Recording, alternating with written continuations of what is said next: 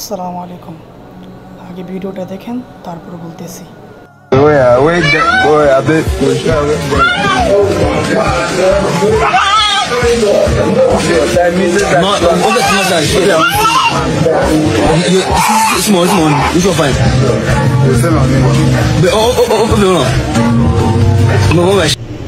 কি ভয়ঙ্কর, তাই না?